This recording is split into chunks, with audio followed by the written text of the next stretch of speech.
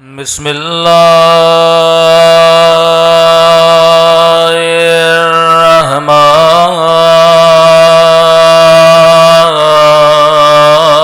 الرحمن الرحیم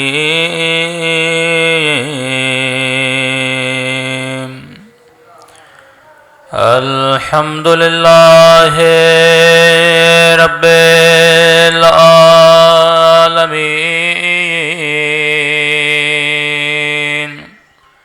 الحمد للہ کما هو اہلہ الصلاۃ والسلام علی سید المرسلین وخاتم النبیین ابی القاسم محمد اللہم صلی علی محمد وعلی آلہ الطیبین الطاہرین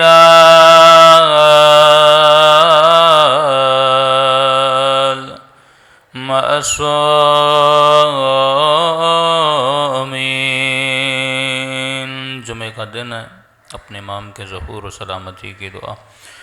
اللہم کل ولیک حجت بن الحسن صلواتک علیہ وعلی آبائہ فی هذه الساعة وفي كل وليا وحافظا وقائدا وناصرا ودليلا وعنا حتى تسكنه أرضك طوعا وتمتعه فيها طويلا برحمتك يا أرحم الراحمين۔ صلوات پڑھے محمد۔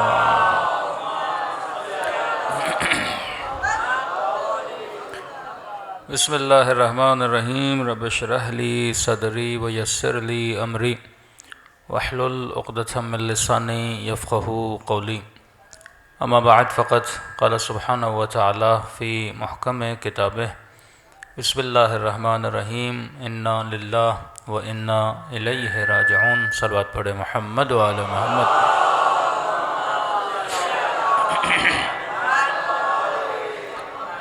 گزارش ہوگی یہ پنکھا بند کر دیں، بار دیگر صلوات پڑھے محمد وآل محمد۔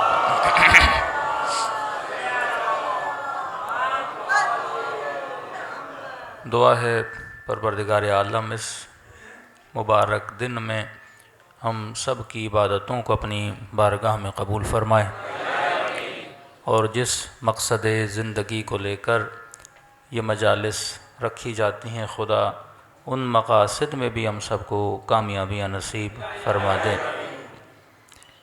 مجلس کسی مرحوم کے ایصال ثواب کے لیے ہوتی ہے، لیکن اس مجلس سے دو طرفہ فائدہ ہوتا ہے، زندہ بھی فائدہ لیتے ہیں، مردہ بھی فائدہ لیتے ہیں۔ اور علت ثواب بھی یہی ہے کہ اگر آپ کسی زندہ کو فائدہ پہنچانا چاہیں تو آپ مالی مدد کر کے فائدہ پہنچائیں گے، سواری نہیں تو سواری دے کر فائدہ پہنچائیں گے، بدن پہ لباس نہیں تو لباس دے کر فائدہ پہنچائیں گے، پیٹ میں کھانا نہیں تو کھانا دے کر فائدہ پہنچائیں گے، لیکن انسان کو سوچنا چاہیے کہ مجلس ترحیم میں ہم اس مرحوم کو دیتے کیا ہیں؟ نہ یہاں سے کھانا جاتا ہے، نہ یہاں سے لباس جاتا ہے، نہ یہاں سے سواریاں جاتی ہیں، نہ یہاں سے مال و منال جاتا ہے۔ اگر آپ نے مثلاً پاکستان سے انگلینڈ پیسے بھیجنے ہوں تو کوئی بینکنگ سسٹم ہے جہاں سے پیسے ٹرانسفر ہوں گے، جناب وہاں پہ لیں گے، لیکن ایسا کوئی بینک بھی تو نہیں، ایسا کوئی سسٹم بھی تو نہیں کہ بندہ یہاں کھانا دے وہاں مرحوم کھانا ریسیو کرے۔ یہاں آپ سواری دیں وہاں پہ جناب کوئی سواری ریسیو کرے۔ تو مجلس حسین ایک واحد ایسا سسٹم ہے جہاں پہ آ کر اپنے مرحومین کو کچھ دیا جاتا ہے۔ لیکن سوال ہے کہ ہم مجلس میں کیا دیتے ہیں؟ یہاں پہ نیاز ہوئی تو نیاز آپ نے کھائی، یہاں پہ اگر کسی نے خیرات کی وہ خیرات بھی آپ کے جسموں تک پہنچی، لیکن اس مرحوم تک کیا پہنچا؟ تو مجلس حسین کو دیکھنا پڑے گا کہ اس مجلس میں ایسا کیا ہے، اس سے ایسا ہمیں کیا ملتا ہے جس سے مرحوم کو فائدہ ہوتا ہے۔ تو مجلس حسین سے جو مجلس حسین میں آتے ہیں انہیں ذکر موت یاد دلایا جاتا ہے، اور موت کو یاد کرنے سے آپ کو اپنی قبر یاد آتی ہے، اور قبر کی یاد سے انسان کو خدا کی یاد آتی ہے، اور خدا کی یاد کی وجہ سے انسان شیطان سے دور ہوتا ہے، نیکیاں کرتا ہے۔ تو یہ مرحوم جو دنیا سے چلا گیا اسے فائدہ یہ ہوتا ہے کہ اگر آپ کا عمل اچھا ہو تو اس عمل کے نتیجے میں خدا اسے جزا عطا کرتا ہے۔ کہ کسی نے امیر المومنین سے سوال کیا کہ مولا یہ رزق اور مال کا فلسفہ کیا ہے؟ کہ واقعاً لوگ سمجھتے ہیں کہ ہم دعا کرتے ہیں کہ خدایا میرے مال میں اضافہ فرما، لیکن لفظ مال نہیں ہے۔ جب بھی ہم دعا کرتے ہیں خدایا میرے رزق میں اضافہ فرما، تو کہا کہ یہ رزق اور مال کا فلسفہ کیا ہے؟ فرمایا مال وہ ہے جو تیرے پاس ہے پر تو استعمال نہیں کرتا، رزق وہ ہے جو تو استعمال کرتا ہے۔ مثلاً آپ کے سامنے چاول کی پلیٹ آ گئی، اب اس میں چاول تو بہت ہیں، یہ سارا ہے مال، جتنا تو کھائے گا وہ تیرا رزق ہے۔ کہتے ہیں نا دانے دانے پہ لکھا ہے کھانے والے کا نام۔ تو اگر آپ کے سامنے پوری دیگ چاولوں کی رکھ لی جائے وہ آپ کا مال ہے، کیونکہ آپ کے سامنے ہے، آپ استفادہ کر سکتے ہو، لیکن جتنا آپ کی شکم میں جاتا ہے وہ آپ کا کیا ہے؟ رزق ہے۔ ہو سکتا ہے کسی کے اکاؤنٹ میں کروڑوں روپے ہوں، یہ اس کا مال ہے، لیکن جتنا وہ استعمال کرتا ہے وہ اس کا رزق ہے۔ اب شوگر کے مریض کے سامنے لاکھ میٹھا رکھو، کھا نہ سکے تو فائدہ کیا؟ یہ مال ہے، یہ اس کا رزق نہیں ہے۔ تبھی فرمایا خدا سے رزق کی دعا کیا کرو۔ مال تو بہت ساروں کو مل جاتا ہے لیکن رزق بہت کم لوگوں کو ملتا ہے۔ کئی ایسے لوگ ہیں کروڑوں اربوں روپے ان کے اکاؤنٹ میں ہوتے ہیں، لیکن فائدہ کیا بندہ استعمال نہ کر سکے، فائدہ کیا کہ اکاؤنٹ کو فریز کر دیا جائے۔ فرمایا کمال یہ ہے کہ وہ تمہارا کیا بنے؟ رزق بنے۔ تبھی امیر المومنین فرماتے ہیں کہ لوگوں کے بڑے گھروں کو دیکھ کر اپنی جھوپڑیوں کو خراب نہ کیا کرو۔ اب کہا کہ مولانا فلاں کے پاس 4,000 میٹر پر گھر بنا ہوا ہے، مولانا میرا گھر 120 گز کا ہے، جناب کا 10,000 گز کا گھر ہے۔ اب امیر کا جملہ سمجھنا، فرماتے ہیں یہ کتنے بھی بڑے گھر میں رہے یہ اس کا مال ہے، لیکن رزق وہ ہے جس چارپائی پہ یہ سوتا ہے، جس زمین پہ رات کو یہ سوتا ہے یہ اس کا کیا ہے؟ رزق ہے۔ اور خدا نے جس کو بدن دیا ہے 5 فٹ سے لے کے 7 فٹ تک، تو رزق کا جو فرق آتا ہے وہی 5 اور 7 کے درمیان ہے۔ سونا تو نے بھی زمین پر ہے، سونا اس نے بھی زمین پر ہے۔ جب یہ کہیں کہ خدا متعال عادل نہیں، عدالت خدا کی اس معیار پر ہے کہ جو شکم تجھے دی ہے وہ شکم تیرے دشمن کو دی ہے. یہ نہیں کہ مثلاً اسے کوئی بہت زیادہ بڑا پیٹ دیا ہو, تجھے چھوٹا سا پیٹ دیا ہو. کھانا تقریباً سبھی برابر کھاتے ہیں, تو جو کھانے والی چیز ہے اس میں خدا نے فرق نہیں رکھا. تو فرمایا خدا کا شکر ادا کیا کرو کہ خدا نے رزق دنیا کے ساتھ ساتھ تجھے رزق مجلس حسین میں بھی بلا کر رکھا ہے.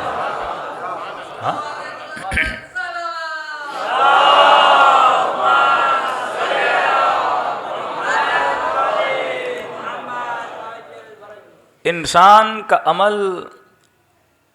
مقام معرفت سے تب دور ہوتا ہے جب انسان اپنی معرفت حاصل نہیں کر پاتا, کیونکہ مجلس ترحیم ہے, اور خدا نے برملا کہا کہ انا للہ و انا الیہ راجعون, تم سب میری طرف سے ہو اور تم سب میری طرف پلٹ کے آنے والے ہو. آئے تھے اکیلے, جائیں گے اکیلے. آئے تھے اس کی سبب کی وجہ سے, جائیں گے جب وہ بلاوا دے گا تب انسان یہاں سے چلا جائے گا. کیا لے کر آئے تھے؟ خالی ہاتھ آئے تھے. کیا لے کر جائیں گے؟ خالی ہاتھ جائیں گے. کون سی چیز ہے جو انسان کا سرمایہ بنتی ہے؟ وہ انسان کا عمل ہے. اس کی دلیل یہ ہے کہ جب کوئی انسان دنیا سے جاتا ہے, آپ اس کے گھر جاتے ہو, اس مرحوم کے گھر, اس کے بیٹوں کے پاس, رشتہ داروں کے پاس, آپ کیا لے کر جاتے ہو؟ شاید کوئی پھول کا گلدستہ لے کر جائے, لیکن وہ مرحوم کو فائدہ نہیں دے گا. جو بھی بندہ مرحوم کے گھر جاتا ہے, نہ کھانا لے کر جاتا ہے, نہ کوئی دنیاوی چیز لے کر جاتا ہے. 4 لوگ آپس میں بیٹھتے ہیں, بھائی کس لیے آئے ہیں؟ کہا فاتحہ خوانی کے لیے آئے ہیں. مطلب مرنے کے بعد بھی اگر مجھے کوئی چیز فائدہ دے رہی ہے, وہ ایک چھوٹا سا سورہ فاتحہ ہے. ایک سورہ فاتحہ. جس بھی مرحوم کے گھر جاتے ہیں کیا پڑھتے ہیں؟ سورہ فاتحہ. کیا کرواتے ہیں؟ قرآن خوانی. اب انسان یہ سوچے کہ پوری زندگی جس فاتحہ سے میں دور رہا, پوری زندگی جس قرآن سے یہ بندہ دور رہا, اور مرنے کے بعد بھی جو لوگ میرے گھر آ رہے ہیں وہ کیا پڑھ رہے ہیں؟ قرآن پڑھ رہے ہیں. تب امیر المومنین فرماتے ہیں کہ وہ شیعہ ہو ہی نہیں سکتا جو کم از کم دن میں 40 آیتیں قرآن کی نہ پڑھے. قرآن کی دوری خدا کی دوری ہے. قرآن سے غفلت خدا سے غفلت ہے. کہ بندہ خدا تو آنکھوں سے خدا کو دیکھ تو نہیں سکتا, ہاتھوں سے خدا کو لمس تو نہیں کر سکتا. کوئی ایسا وجود نہیں ہے کہ جیسے تو دیکھ کر یہ کہے کہ میں اللہ کو محسوس کر رہا ہوں. تو اگر خدا کو کہیں سے محسوس کیا جاتا ہے, وہ خدا کے کلام سے خدا کو محسوس کیا جاتا ہے. تبھی فرمائے اگر اللہ سے ہم کلام ہونا چاہتے ہو تو کلام خداوندی کو پڑھا کرو. لیکن سب سے بڑی مسٹیک جو انسان کرتا ہے وہ انسان کی معرفت کا نہ ہونا ہے. یہی جملہ کہ انا للہ و انا الیہ راجعون, تم سب اللہ کی طرف سے ہو اور تم سب اللہ کی طرف پلٹ کے جاؤ گے. دنیا کی معرفت تو ہمیں بہت ہے کہ کوئی پوچھے کہ کراچی کے علاقے کتنے ہیں, سڑکیں کون سی ہیں, کون سے علاقے ہیں جہاں غریب رہتے ہیں, کون سے علاقے جہاں امیر رہتے ہیں, ہم سب کو پتہ ہے. لیکن اس عالم میں جہاں ہم سب نے جانا ہے اس کی ہمیں کتنی معرفت ہے کہ عالم برزخ میں کیا ہونا ہے, محشر کے مقامات کون سے ہیں, مرنے کے بعد کی زندگی انسان کی کیسے گزرے گی, اصلاً مرنے کے بعد ہم اپنے والدین سے مل پائیں گے کہ نہیں. کئی مومنین کہتے ہیں مولانا کیا مرنے کے بعد اہل بیت سے ملاقات ہوگی کہ نہیں, اور اگر ہوگی تو کیا جب میں چاہوں تب ہوگی, جب دل کرے تب امیر المومنین کی زیارت ہوگی, رسول خدا کی زیارت ہوگی, کیسے ہوگا. تو امیر المومنین اور میرے چھٹے امام جعفر صادق علیہ الصلوۃ والسلام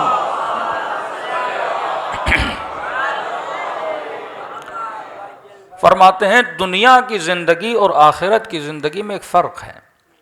دنیا کی زندگی ایک سوشل لائف ہے, جسے ہم اردو میں بولیں ایک اجتماعی زندگی ہے. مثلاً اگر ایک مولانا نے بھی یہاں تک آنا ہے تو کئی اسباب درکار ہیں تب جا کر ایک مولوی یہاں پر آئے. اگر میں نے خطاب بھی کرنا ہے تو میری آواز آپ تک پہنچنے میں لاؤڈ کا ہونا ضروری ہے, لائٹ کا ہونا ضروری ہے, مجھے دیکھنے کے لیے آنکھوں کا ہونا ضروری ہے, آپ سے ہم کلام ہونے کے لیے آواز کا ہونا ضروری ہے, آنے کے لیے گاڑی کا بندہ محتاج ہے.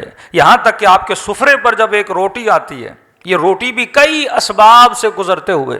کوئی کسان تھا جس نے دانہ ڈالا، گندم نکلی، گندم فلور مل میں گئی، آٹا بنا، آٹا آپ نے لیا. کوئی تھی جس نے روٹی بنائی، تب جا کے آپ کے سفرے پہ کیا آ گئی؟ روٹی آ گئی. یعنی یہاں بندہ جی ہی نہیں سکتا اگر انسان اسباب کے ساتھ جڑا ہوا نہ ہو.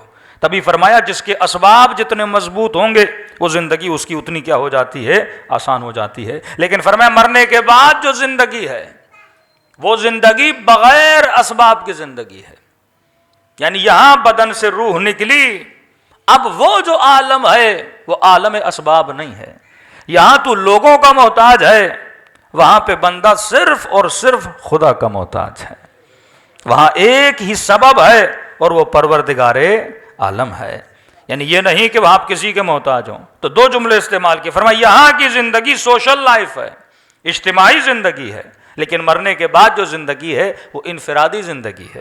یعنی جیسے روح بدن سے نکلی، اب جو سفر انسان طے کرے گا یہ تک و تنہائی کا سفر ہے. اب یہ نہیں کہ باپ مدد کرنے کے لیے آ جائے، بھائی مدد کرنے کے لیے آ جائے، کوئی غیر مدد کرنے کے لیے آ جائے. کہ نہیں، جتنے سال انسان سفر کرے گا تک و تنہا سفر کرے گا. کہ مولا کیا وہاں پہ کوئی مدد نہیں ہوگی؟ فرمایا اگر وہاں پہ کوئی مدد ہوگی بھی تو انسان کے اپنے عمل کی مدد ہے. لمحہ لمحہ جو تو نے گزارا ہے، اگر وہ لمحہ ذکر خدا میں گزرا ہے وہاں پہ نعمت بن کر آئے گا. اگر غفلت میں گزرا ہے، دعائے 15 امام زین العابدین فرماتے آئے خدا میں پناہ مانگتا ہوں ہر اس لذت سے جس لذت میں تیرا ذکر نہ ہو. کہ بندہ لذتیں حاصل کرتا جائے لیکن خدا کا ذکر نہ ہو. کھانا اللہ کی لذت ہے لیکن بسم اللہ پڑھ کے بندہ یہ لذت حاصل نہ کرے تو یہ لذت عبادت نہیں ہے، یہ لذت انسان کے لیے غفلت بن جاتی ہے. تو فرمایا وہاں پہ اگر کوئی چیز تمہارے کام آئے گی وہ کیا ہے؟ انسان کا اپنا عمل ہے. اب اسی لیے معصوم فرماتے ہیں ہر مرنے والا جب مرتا ہے، اب یہ نہیں کہ کوئی اسے دیکھتا نہیں ہے، جتنے بھی اس کے مرحومین ہیں اس کی روح کو آتا ہوا دیکھتے ہیں اور آپس میں بولتے ہیں ارے جائیں اس کو ریسیو کریں، ارے جائیں اس سے باتیں کریں. لیکن یہ مرحومین اس کو بولیں گے ابھی اس سے بات کرنے کی ضرورت نہیں ہے، کیونکہ یہ سکرات کے لمحوں سے گزر کے آیا ہے اور سکرات انسان کے وجود پہ ایسا شوق ڈال دیتا ہے کہ انسان بات کرنے کی صلاحیت نہیں رکھتا. کیسے چند لمحے چھوڑ دو، اسے چند گھڑیاں چھوڑ دو تاکہ اسے سمجھ آ جائے کہ میں دنیا سے نکل کر عالم آخرت میں آ گیا ہوں. پھر فرماتے ہیں کئی لمحوں کے گزرنے کے بعد جب یہ مرحوم تھوڑا ریلیکس ہو جاتا ہے، اب اس سے ملنے آتے ہیں اور اس سے ایک سوال کرتے ہیں کہ تو جہاں سے آیا ہے وہاں پہ ہمارا فلاں رشتہ دار جو تھا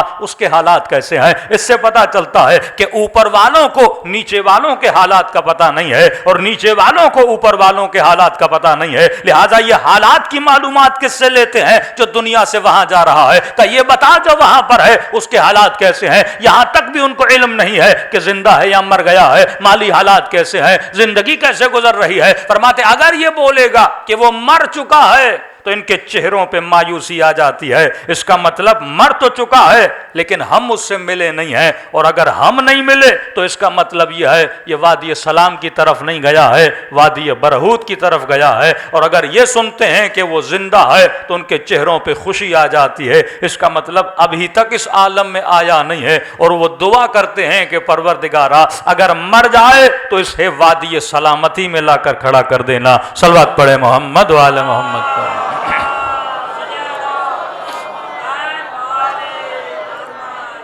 فرماتے ہیں اس حد تک ان کا آپس میں ملنا جلنا ہوتا ہے کہ امیر المؤمنین وہاں پہ ملاقات کا سلسلہ کیسے ہوگا. فرمایا انفرادی زندگی ہے، وہاں طبقات ہیں. جو بہترین عمل کا مالک ہے وہ اوپر کے درجے پر ہوگا، جو کم ترین عمل کا مالک ہے وہ نچلے حصے میں ہوگا. اب کہا کہ دنیا میں آزادی ہے، مثلا یہاں پہ جو غریب علاقوں میں رہتے ہیں وہ شاید کسی گاڑی پہ چڑھ کے امیروں کے علاقوں کا دورہ کر لیں.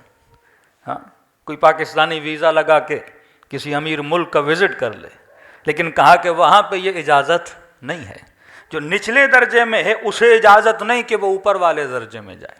مثلا ہم جیسا گنہگار ہوگا اسے یہ اجازت نہیں کہ وہ سلمان کے گھر کا دورہ کر لے. اسے یہ اجازت نہیں کہ وہ انبیاء کے گھروں تک جائے. جو نیچے ہے اسے اوپر جانے کی اجازت نہیں ہے. لیکن فرمایا جو اوپر والے درجوں میں ہے ان کی مرضی ہے، وہ جب چاہیں نیچے والوں سے جا کے ملاقات کر سکتے ہیں. کہ اس کا ریزن کیا ہے؟ کہ کیونکہ جنت مقام سکون ہے، جنت مقام سکون ہے. خدا وہاں پہ کسی کو بے سکون ہونے نہیں دیتا.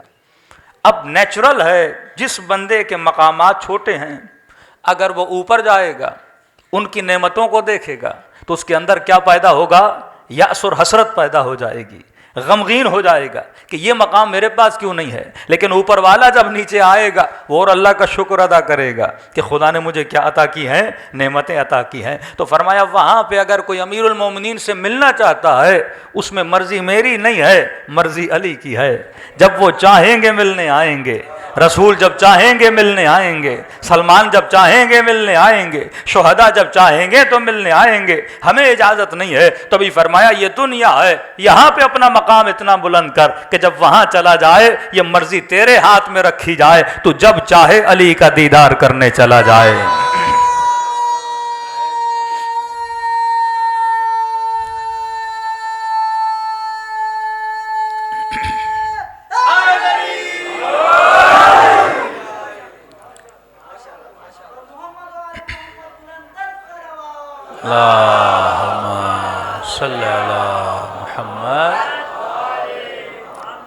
دوسرا سوال کیا کہ مولا کیا جس طرح یہاں پہ آپ لوگ آپس میں گیدر ہو گئے، جمع ہو گئے، کہ کوئی جمع ہی نہیں ہوتا کہ زندگی واقعاً تک و تنہا ہے؟ فرمان نہیں، ہفتے میں ایک دن اللہ نے رکھا ہے جس میں مومنین کو اللہ کیا کرتا ہے؟ جمع کرتا ہے. کہاں پہ جمع کرتا ہے؟ فرمایا وادی السلام میں جمع کرتا ہے. یہ لفظ آپ نے بہت سنا ہوگا، وادی السلام اور وادی برہوت. اب یہ وادی السلام ہے کہاں جہاں پہ مومنین کو جمع کیا جائے؟ امیر المومنین اپنے ایک صحابی کے ساتھ کوفے سے نکلے. فرماتے ہیں کوفے کے 2 فرسخ یعنی 5-6 کلومیٹر 7 کلومیٹر کوفے سے ذرا دور ہوئے. تو مولا کا صحابی کہتا ہے تا حد نگاہ قبریں تھیں، قبرستان. اور جیسے وقت غروب قریب آیا، سورج اترنے کے قریب آیا تو امیر المومنین وہاں رک گئے.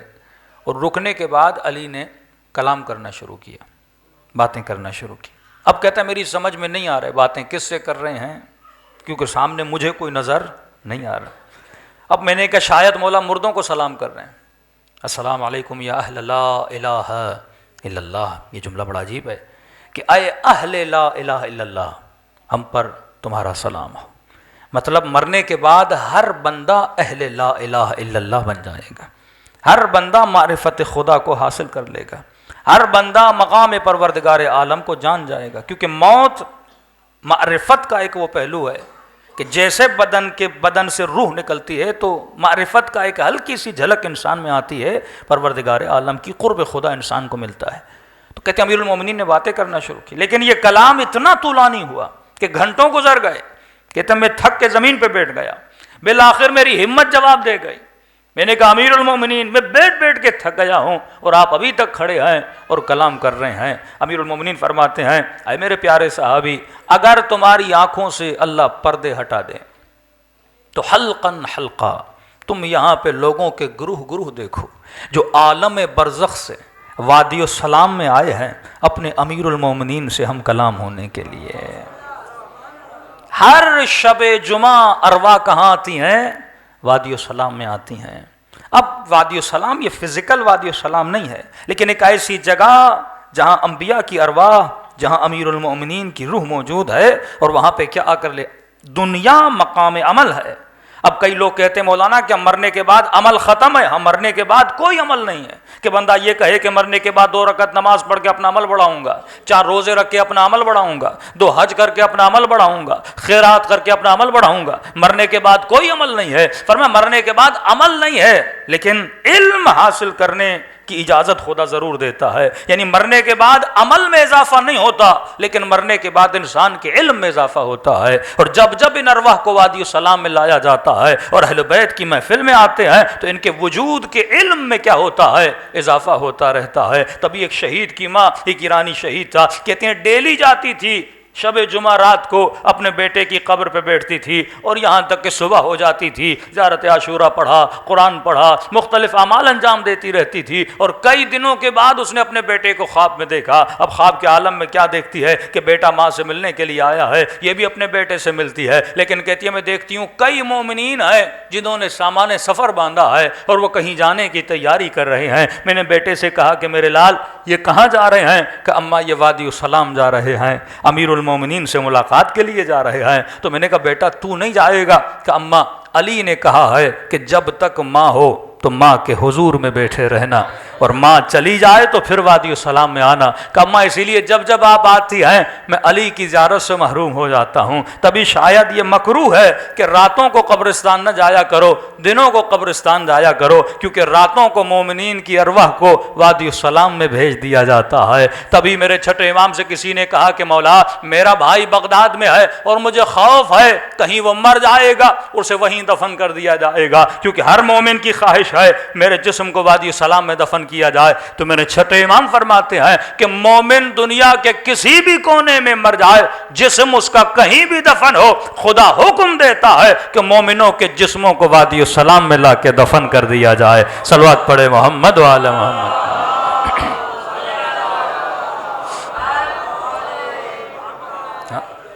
تو بندے کا مومن ہونا ضروری ہے۔ اور علی سے پوچھا کہ مومن کون ہے؟ تو مولا فرماتے ہیں مومن کیس ہوتا ہے۔ کیس کا مطلب مومن تیز ہوتا ہے۔ ہمارے یہاں لفظ تیز تھوڑا نیگیٹو معنی میں استعمال ہوتا ہے کہ جناب بڑے تیز ہیں، لیکن امیر فرماتے ہیں شارپ، کین۔ مومن کیس، مومن عقل مند ہوتا ہے۔ اب عقل مندی کا پتہ کہاں سے لگے؟ کسی کے ماتھے پہ تو نہیں لکھا کہ جناب عقل مند ہیں یا بے وقوف ہیں۔ اور پھر فرمایا کہ علی کا چاہنے والا سب سے بڑا عقل مند ہوتا ہے۔ شیعت علی ابن ابی طالب، یہ فرمایا مقام عقل پر فائز ہوتے ہیں۔ اب دو لفظ آپ کی خدمت میں رکھ کے جا رہا ہوں اور اختتام مجلس، تاکہ آپ کو پتہ چل جائے کہ میں نے زندگی کیسے گزارنی ہے، اور ایسی زندگی گزاروں کہ جب دنیا سے جاؤں اور جب اہل بیت سے ملاقات ہو، جب ملاقات خداوندی ہو، تو انسان کا استقبال ایسے ہو جیسے کسی مومن کا استقبال ہوتا ہے۔ فرمایا کہ علی کا چاہنے والا عقل مند کین اینڈ شارپ۔ جناب مختار کا جو قبیلہ نکلا ماننے والے، ان کو کہا جاتا تھا کہ کیسانیہ، کیونکہ جناب مختار کو رسول نے لقب دیا تھا یہ رجل کیس، ایک تیز بندہ، ہوشیار بندہ۔ مختار کو پتا تھا کہ میں نے کب کیا کرنا ہے۔ امیر المومنین کا دشمن، کسی نے کہا کہ یا علی آپ کا دشمن بڑا عقل مند ہے۔ نہج البلاغہ کے جملے، مطلب جو سیاست میں مات دے، جو ہر میدان میں جنگ جیت جائے، تو لوگ کہتے تھے یہ عقل مند ہے۔ لیکن امیر المومنین نے فرمایا العقل ما عبد بالرحمن، عقل سے اگر بندہ رحمان کی عبادت کرے تو یہ عقل مندی ہے، لیکن اگر اپنی عقل سے شیطان کی عبادت کرے تو یہ بندہ بے وقوف ہے۔ تو امیر نے دو لفظ استعمال کیے، فرمایا عقل اور مکر۔ فرمایا وہ جو کر رہا ہے وہ مکر ہے، علی جو کر رہا ہے وہ کیا ہے؟ عقل ہے، کہ میں نے ہر حال میں جنگ نہیں جیتنی، کہ مولا کے لشکر پر اور لشکر کے پانی پر مد مقابل کے لشکر نے قبضہ کر لیا، اور بڑی جد و جہد کے بعد یہ پانی امیر المومنین نے پھر اپنے قبضے قدرت میں لایا۔ مظلومیت اہل بیت یہ تھی، جو اہل بیت کو مانتے تھے انہی کے وجود میں معرفت امیر المومنین نہیں تھی۔ آ کر کہنے لگے یا علی اب تو ہم جنگ جیت گئے۔ امام نے کہا وہ کیسے؟ کہ علی پانی ہمارے قبضے میں ہے، ایک ہفتہ پانی بند کریں، ہم جانتے ہیں ان کے لشکر والوں کو علی وہ میدان جنگ چھوڑ کے چلے جائیں گے، پیاس کے عالم میں کون لڑے گا؟ وہ تو آئے اسی لیے ہیں تاکہ غنائم ملے۔ تو امیر المومنین نے فرمایا نہیں، رسول کا حکم ہے کسی بھی پیاسے پر پانی نہ بند کیا جائے، کہ یا علی 4 دن پانی بند کرے ہم جنگ جیت جائیں گے۔ میرے مولا فرماتے ہیں میں جنگ جیتنے نہیں آیا علی، انسانیت کو جیتنے کے لیے آئے ہیں۔ جنگوں کو جیتنا آسان ہے، ظلم کے ذریعے سے، جبر کے ذریعے سے، استبداد کے ذریعے سے۔ فرمایا میں جنگ جیتنے نہیں آیا کہ ہر صورت میں نے جیتنا ہے۔ فرمایا نہیں۔ کہ یا علی چلو آپ راضی نہیں ہوتے، اتنی اجازت دیں، اگر اس نے 3 دن ہمارا پانی مثلا بند کیا تو ہم بھی اتنا ہی بدلا لیں، زیادہ نہیں لیں گے. جتنے دن اس نے ہمیں پیاسا رکھا اتنے دن ہم بھی پیاسا رکھیں گے. یہ سننا تھا تو علی کے چہرے پہ جلال آ گیا کہ تم کیا کہنا چاہتے ہو؟ جو اس نے کیا وہی علی ابن ابی طالب کرے. پھر یہ بتاؤ ابو طالب کے بیٹے میں اور ابو سفیان کے بیٹے میں فرق کیا رہ جائے گا؟ کبھی یہ نہ کہا کرو کہ اگر میرا مخالف یہ کر رہا ہے تو میں نے بھی کرنے میں کوئی حرج نہیں ہے. فرمایا مومن کی نشانی مومن عقل مند ہوتا ہے. مولا عقل کا پتہ کیسے چلے؟ 2 لفظ یاد کر لیجئے. آج موسم بھی الیکشن کا موسم ہے. امیر المومنین فرماتے ہیں عقل مندی کا پتہ انسان کے انتخاب سے چلتا ہے. انگلش میں بولیں انسان کی سلیکشن سے چلتا ہے کہ بندہ عقل مند ہے یا بے وقوف ہے. اب یہ سلیکشن شادی کرنی ہے، بیوی کیسی ہونی چاہیے، بچوں کی تربیت کیسی ہونی چاہیے، کسی مرد نے اور عورت نے لباس پہننا ہے، میرے لباس کی سلیکشن کیسی ہونی چاہیے. اور کیوں کہا کہ یہ شاید کچھ لوگوں پہ گراں گزرے میرا جملہ، لیکن عقل مندی کی بات ہے. پہلا جملہ کہا کہ علی کا چاہنے والا عقل مند ہے. کیوں کہا؟ کیونکہ اس کا انتخاب بتا رہا ہے کہ جس نے علی کو چنا وہ کبھی بے وقوف نہیں ہوتا. بندے کا کیا بتائے؟ انتخاب بتائے نا. اب کئی لوگ کہتے ہیں کہ آپ علی کو چھوڑ دو. شیعوں کو اکثر کہا جاتا ہے کہ کیا ضد ہے کہ علی کو پہلا مانا جائے. میں نے کہا کوئی ضد نہیں ہے. اگر آپ آج کہو تو ہم علی کو چھوڑنے کے لیے تیار ہیں، لیکن عقل کا حکم ہے اگر بہتر کو چھوڑ رہے ہو تو اس سے بہتر کا انتخاب کرو. اگر میں نے علی کو چھوڑنا ہے تو یا کوئی ایسا لاؤ علی جیسا ہو یا علی سے بہتر ہو. ہاں؟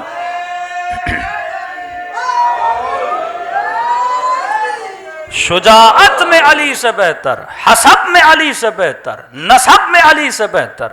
ولادت ہو تو اللہ کے گھر میں، شہادت ہو تو اللہ کے گھر میں. اور کیا مقام دیا خدا نے. جس مہینے میں شہادت ہوئی وہ سارے مہینوں سے افضل. اس مہینے کی جس رات میں شہادت ہوئی وہ ساری راتوں سے افضل. اور اس رات کی جس عبادت میں شہادت ہوئی وہ ساری عبادتوں سے افضل. نماز تمام عبادتوں سے افضل ہے. اور اس نماز کی بھی جس نماز میں شہادت ہوئی، صبح کی نماز، وہ 5 نمازوں میں افضل. اور اس نماز کے بھی جس رکن میں شہادت ملی، سجدہ، وہ سارے ارکان سے افضل. اگر فضیلت ہے، میں بارہا جوانوں کو کہتا ہوں یہ زمانہ وہ نہیں، یہ آج کل ٹی وی پہ بڑے مناظرے چل رہے ہیں اور کبھی کبھی مجھے ہنسی بھی آتی ہے، کیونکہ 98% آف شیعہ اینڈ سنی کسی کے گھر میں بھی اپنے مکتب کی کتابیں نہیں ہیں. آپ روڈ پہ چلتے پھرتے کسی برادر اہل سنت سے پوچھیں گھر میں بخاری ہے، کہے گا نہیں. کسی شیعہ سے پوچھیں گھر میں بہار ہے، کتب اربع ہیں. اب ایک کتاب سب کے گھر میں ہے، وہ قرآن ہے. وہ بھی اتنی محترم ہے، ہم نے کپڑوں میں لپیٹ کے بند کر کے رکھ دی ہے کہ یہ میں نے تو پڑھنی نہیں ہے، مرنے کے بعد شاید کوئی آ کے پڑھ لے. ہاں، کسی کے گھر میں اپنے مکتب کی کتابیں نہیں ہیں. اور جب مناظرے ہوتے ہیں تو کیا دکھایا جاتا ہے؟ کتابیں. وہ بخاری دکھائے گا، وہ مسلم دکھائے گا، یہ بہار دکھائے گا، یہ کتب اربع دکھائے گا. اب وہ مفتی اور مولوی جو کتاب دکھا رہا ہے، آپ ویریفیکیشن کہاں سے کرو گے؟ تو آپ کا ایک ہی سورس ہے مولوی. جھوٹ بولے تو آپ نے مان لیا، سچ بولے تو مان لیا، کسی کو کافر کہا تو مان لیا، کسی کو مومن کہا تو مان لیا. تو سب سے خطرناک سورس بنا مولوی. کیونکہ کتابیں تو آپ نے پڑھنی ہے نہیں، مولوی کو پتا ان کے گھر میں کتابیں ہیں ہی نہیں. بڑا نادر اور شادر ہوتا ہے کہ میں مجلس پڑھوں اور مجلس کے بعد آ کر کوئی پوچھے مولانا کہاں سے پڑھا. بالکل نہیں ہوتا. شاید 100% میں ایک مومن آ کے پوچھ لے کہ مولوی صاحب حدیث کہاں سے پڑھی ہے، کیونکہ لوگ نہیں پوچھتے. اب یہ چاہے مولوی شیعہ کا ہو چاہے مولوی سنی کا ہو، کوئی کسی سے نہیں پوچھتا. سارا اعتماد کس پر ہے؟ مولوی پر ہے. اب مولوی کی مرضی تجھے جہنم میں دھکیلے، مولوی کی مرضی تجھے، پوری قوم تو اس کے پیچھے لگی ہوئی ہے نا کہ جہاں یہ بھیج دے. اب قوم کو کیا پتا کون کافر ہے کون منافق ہے، نہ قرآن آئے نہ حدیث آئے. تو ایک سورس جو سب سے مضبوط سورس ہے، جو ہر بندے کے پاس ہے، قرآن بھی اگر آپ کے گھروں پر ہے تو قرآن ہر کسی کو سمجھ نہیں آتی، وہ سورس ہے عقل کا سورس، لاجک، منطق. کہ آج جو فطرت خدا نے ہر انسان کو دی ہے، واللہ اگر اس فطرت پہ چلو تو ہماری زندگی کیا ہو جائے؟ آباد ہو جائے. کہ اگر میں پورے مجمع سے ایک سوال کروں، آپ کی ساری فطرتیں مجھے ایک جواب دیں گی. نہ کسی کتاب کی طرف رجوع کرنے کی ضرورت ہے، نہ کسی بہار اور بخاری کو پڑھنے کی ضرورت ہے، نہ اتنی زحمت ہو کہ گھر میں جا کے قرآن کھولو. جو سب سے پہلا جواب جو انسان کی فطرت سے آتا ہے، مثلا میں سوال کروں اس مجمع میں کوئی ایسا بندہ ہے جسے کنجوس سے محبت ہو؟ کنجوس خود ہوں گے پر محبت نہیں کریں گے، کہیں گے میں دنیا کے لیے کنجوسی کروں لیکن دنیا میرے لیے کیا کرے؟ سخاوت کرے. یہ آپ کو کس نے بتایا کہ سخی اچھا ہوتا ہے؟ اس مجمع میں کوئی ایسا بندہ ہے جسے ظالم سے محبت ہو؟ ظلم سے ہر بندہ نفرت کرے گا. فلسطین میں ظلم ہوا، تاریخ کا سب سے بڑا جلوس انگلینڈ میں نکلا. کیا وہ مسلمان تھے؟ انگریز تھے. لیکن فطرت کبھی ظلم کو کیا نہیں کرتی؟ پسند نہیں کرتی. اس مجمع میں کوئی ایسا بندہ ہے جسے بزدل سے پیار ہو؟ ہر بندہ بہادر کا عاشق ہوتا ہے. یہاں آپ بہادر بنیں گے لوگ آپ کو ووٹ دینا شروع کر دیں گے. یہاں آپ سخی بنیں گے لوگ آپ سے محبت کرنا شروع کر دیں گے. بہادری ہر کسی کو اچھی لگتی ہے. تب کسی نے کہا کہ علی آپ کو اچھا کیوں لگتا ہے؟ میں نے کہا قصور ہمارا نہیں، فطرت کا قصور ہے. فطرت بہادر سے محبت کرتی ہے، بھاگنے والوں سے محبت نہیں کرتی. فطرت شجاعوں سے محبت کرتی ہے. ایک فوجی تھے پنڈی میں، انہوں نے سوال کیا، اہل سنت سے تھے، کہ آپ شیعہ حضرت علی سے اتنا محبت کیوں کرتے ہیں؟ ہر مجلس میں علی کے قصے، علی کی بہادری. میں نے کہا فوجی ہو، میں فوجیوں والی مثال دوں گا. عقل اللہ نے آپ کو بھی دی ہے، مجھے بھی دی ہے. میں نے کہا بارڈر پہ 5-6 فوجی ہوں، دشمن حملہ کرے، 3-4 بھاگ جائیں، ایک وہاں ڈٹا رہے، لڑتا رہے، اس سے محبت کرو گے یا نہیں؟ کہ یہ کیسی باتیں، دنیا کی کوئی بھی فوج ہو وہ ڈٹ کے لڑنے والے سے کیا کرتی ہے؟ محبت کرتی ہے. نشان حیدر بھی دیتی ہے. میں نے کہا جواب خود بھی دے رہے ہو پھر بھی پوچھ رہے ہو کہ ہم علی سے محبت کیوں کرتے ہیں؟ فطرت کا مسئلہ ہے. نہ ہماری کوئی رشتہ داری امیر المومنین سے، کہاں عجم اور کہاں عرب، لیکن اتنا عشق کہ میں سر کٹانے کے لیے تیار ہے. اتنا عشق کہ چھوڑنے کے لیے تیار نہیں. کیونکہ عقل جب حق کو پہچان لیتی ہے تو چھوڑتی نہیں. تو خلاصہ ایک جملہ اور ربط مصیبت، میرے عزیز امیر المومنین فرماتے ہیں اگر تمہارا انتخاب اچھا ہے، انتخاب عقل کی بنیاد پہ ہونا چاہیے، شہوت کی بنیاد پہ نہیں، لالچ کی بنیاد پہ نہیں، شہرت کی بنیاد پہ نہیں، طاقت کی بنیاد پہ نہیں. جنہوں نے حسین ابن علی کو اس لیے چنا تھا کہ حسین کو حکومت ملے گی، آدھے راستے میں چھوڑ کے چلے گئے. جنہوں نے علی کو اس لیے چنا تھا کہ علی حاکم بنیں گے، لہٰذا علی ہمیں 4 گورنریاں دے دیں گے، اور جب مولا نے نہیں دی تو جنگ جمل کو کھڑا کر دیا. جنہوں نے اہل بیت کو اس لیے چنا کہ شاید علی سے مال و منال ملے گا، لالچ کی بنیاد پہ انتخاب کیا. فرمایا جو شادیاں حسن کی بنیاد پہ ہوتی ہیں، یہاں حسن گیا یہاں محبت چلی گئی. جو دوستیاں مال کی بنیاد پہ ہوتی ہیں، یہاں مال گیا تو محبت چلی گئی. جو دوستیاں اقتدار کی بنیاد پہ ہوتی ہیں، جہاں اقتدار گیا وہاں آپ کو پتا ہے کہ سیاسی منظرنامے میں کیا ہوتا ہے. فرمایا انتخاب ہونا چاہیے کس بنیاد پر؟ عقل کی بنیاد پر. اگر عقل کی بنیاد پہ شادی کرو، عقل کی بنیاد پہ نوکری کرو، عقل کی بنیاد پر اپنے امام کا انتخاب کرو، عقل کی بنیاد پر دوستوں کا انتخاب کرو، تو زندگی سکون سے گزرے گی اور میں سمجھ تمار جیسی زندگی گزرے گی. امام نے چراغ کو بجھا دیا اور فرمایا جسے جانا ہے چلا جائے. اور جب چراغ جلا تو دوست بیٹھے ہوئے تھے، رفیق بیٹھے ہوئے تھے. امام نے کہا میں نے بیعت اٹھا لی، اگر چلے بھی جاؤ تو قیامت کے دن نانا سے شکایت نہیں کروں گا. لیکن کہنے لگے حسین ابن علی اگر 70 مرتبہ جسموں کو تلواروں سے کاٹا جائے، کاٹنے کے بعد جلایا جائے، جلانے کے بعد راکھ بنا کے اڑا دیا جائے، حسین پھر بھی تیرا ساتھ چھوڑنے کے لیے تیار نہیں ہے. امیر المومنین بستر مرگ پر ہیں، شہادت قریب ہے. مولا کا ایک صحابی قصیدے پڑھنے لگا مولا کی شان میں. امام نے کہا حسن اسے بلاؤ. جب جناب حسن نے بلایا، امام نے کہا کہ آج تو قصیدے پڑھ رہا علی تیرے سامنے ہے، لیکن یہ بتاؤ کل جب علی نہیں رہیں گے کیا اسی طرح علی کا ساتھ دو گے؟ کہ مولا واللہ لو قطعت عربا عربا، خدا کی قسم اگر تلوار سے ٹکڑے ٹکڑے بھی ہو جائیں علی تیرا ساتھ نہیں چھوڑوں گا۔ حکومت امیر شام آئی، اسے پکڑا گیا اور کہا کہ کر علی کی شان میں گستاخی، کہا کہ مر جاؤں گا نہیں کروں گا، کہ بیٹوں کو مار دیں گے کہ مار دو، کہ زندہ جلا دیں گے کہ جلا دو، کہ اتنا اعتماد تیرے وجود میں کیوں ہے؟ کہ یہ خبر علی نے پہلے سے دی تھی اور میں نے اسی وقت وعدہ کیا تھا، دنیا کی زندگی اور تکلیف لمحوں کی تکلیف ہے، لہٰذا حکم دیا گیا کہ اسے قتل کر دیا جائے۔ جب تلوار لے آنے والا اس کا سر قلم کرنے لگا تو اس نے کہا کہ اگر زحمت نہ ہو مجھ سے پہلے میرے بیٹوں کو قتل کرو۔ کہا کہ تو کیسا باپ ہے جو بیٹے کو مرتا ہوا دیکھنا چاہتا ہے؟ کہنے لگا کہ مسئلہ بیٹوں کی محبت کا نہیں، مسئلہ حق کی محبت کا ہے، مسئلہ علی کی محبت کا ہے۔ مجھے خوف ہے کہیں مجھے مرتا ہوا دیکھیں اور علی کے دامن کو چھوڑ نہ دیں، پہلے انہیں جنت میں بھیجوں گا پھر میں خود علی کی قدم بوسی میں جاؤں گا۔ یہ ہے حق کی پہچان۔ اگر انتخاب عقل کی بنیاد پر ہو تو دنیا میں بھی سکون ہے، آخرت میں بھی سکون ہے۔ فرمائشیو ایک بات یاد رکھنا، اے اہل بیت کے چاہنے والوں ایک بات یاد رکھنا کہ اہل بیت سخی بھی ہیں، اہل بیت کریم بھی ہیں۔ سخی وہ جو مانگنے پہ عطا کرے، کریم وہ جو نہ مانگنے پر عطا کرے۔ یہ کرم خدا ہے کہ آج مجلس حسین میں موجود ہو۔ ہر بندہ عاشق امام حسین ہے، ہر بندے کی چاہت ہے خدا اسے زیارت امام حسین نصیب کرائے۔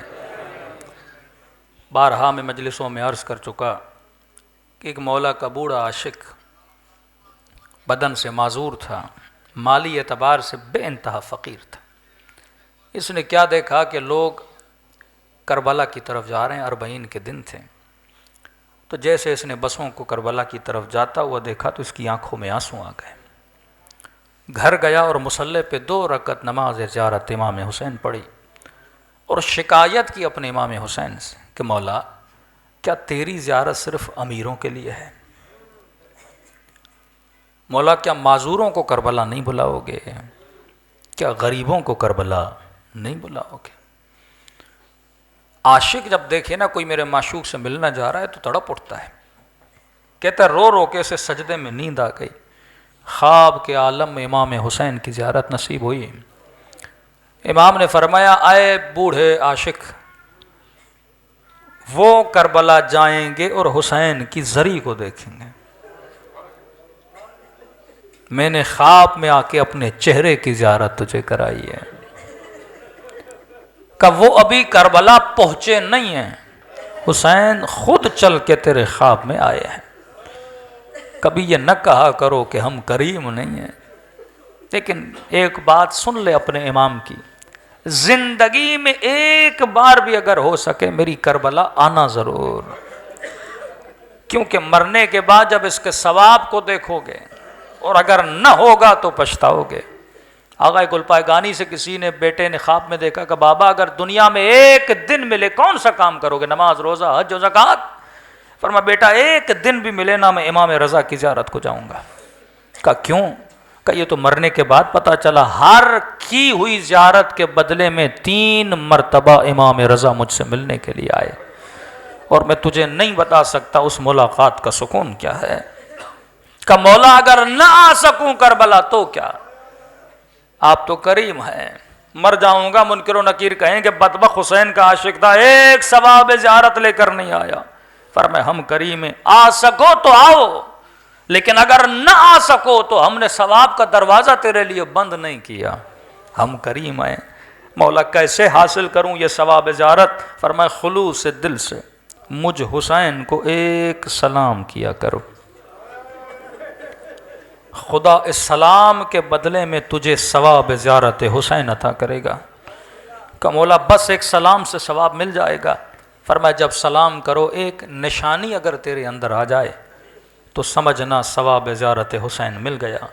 مولا کون سی نشانی؟ کا جب مجھ غریب حسین کو سلام کرو اگر نہ چاہتے ہوئے تیری آنکھوں میں آنسو آ گئے تو یہ مت سمجھنا یہ تیرے آنسو ہیں، حسین نے تجھے تیرے سلام کا جواب دیا۔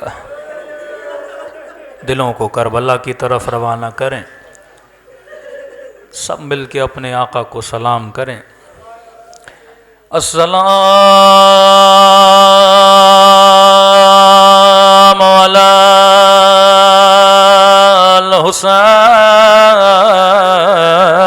الحسین وعلی علی ابن الحسین وعلی اولاد الحسین وعلی اصحاب الحسین، سب مل کے السلام علی الحسین وعلی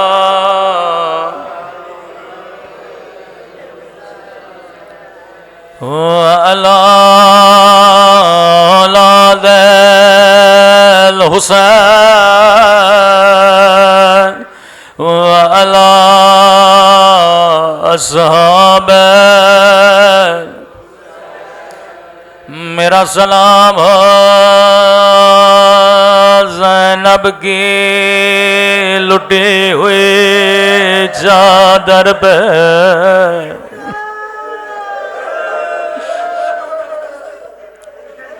آپ نے زندگی میں کئی نوحے خانوں کے نوحے سنے ہوں گے،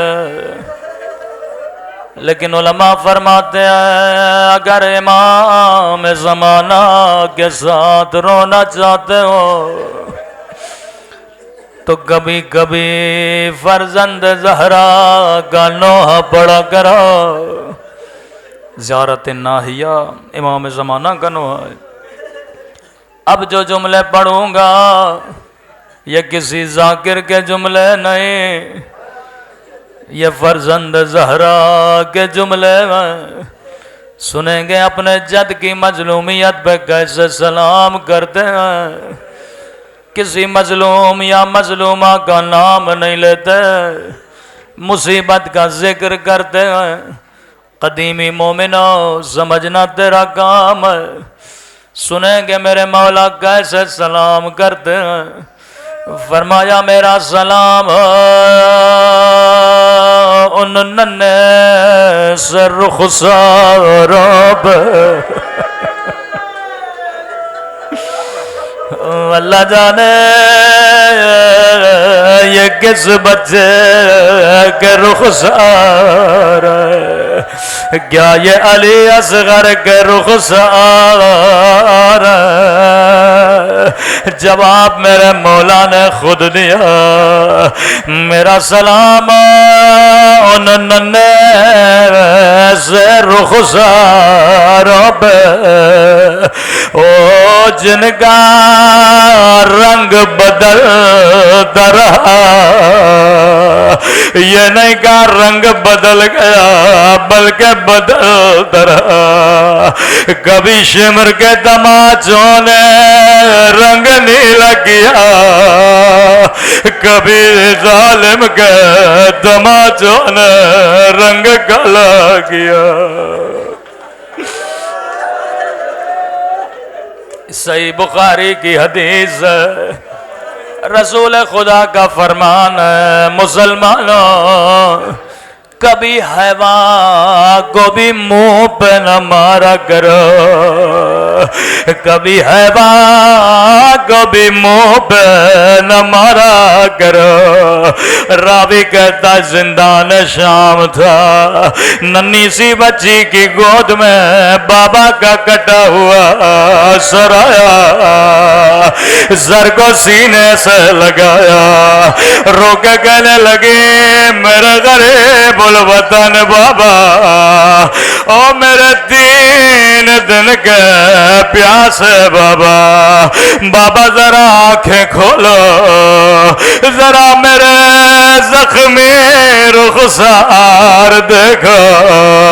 او بابا تیری سکینہ کا رخسار چھوٹا تھا، لیکن ظالم کا ہاتھ بڑا تھا،